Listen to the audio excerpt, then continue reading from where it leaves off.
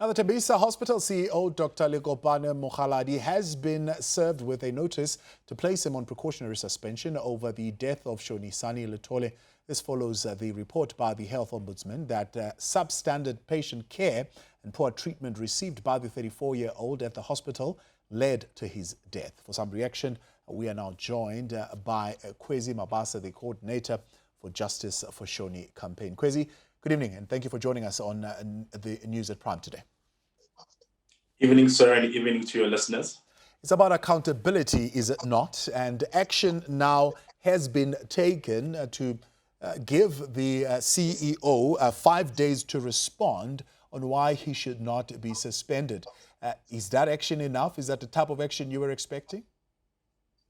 Well, we definitely welcome the decision, but we think that is the first step towards justice, because in our petition document for Justice for Shoni and Fix Tembisa Hospital now, there are other key demands that have to be met by the department, which emanate from both our campaign and our engagement with other families and also the report of the Ombudsman.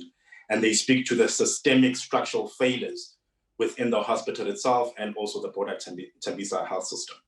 So issues raised by this report, for example, starvation, poor medical care, finding that, there was no control, right? There were no resources. I mean, how do these issues begin to be addressed, and who is held accountable at the various stages?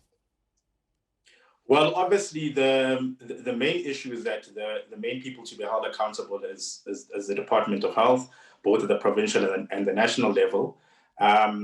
And some of the issues speak to the necessity of having adequate infrastructure, specifically PPE and other health equipment.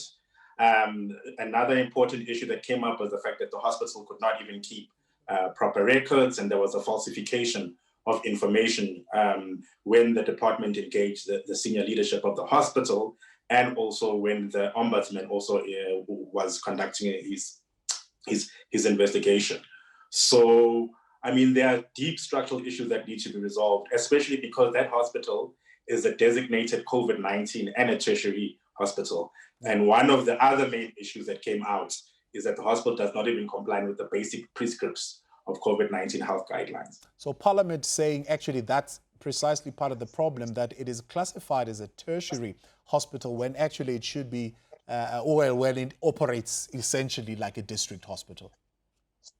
Yeah, I mean, the reality is that the challenges in the hospital are systemic. And through our engagements with local civil society groups, such as Treatment Action Campaign and other families that have brought their stories to the fore, it's quite clear that the challenges of infrastructure, staffing, the governance of the hospital, the responsiveness when it comes to patient complaints have been going on for a very long time.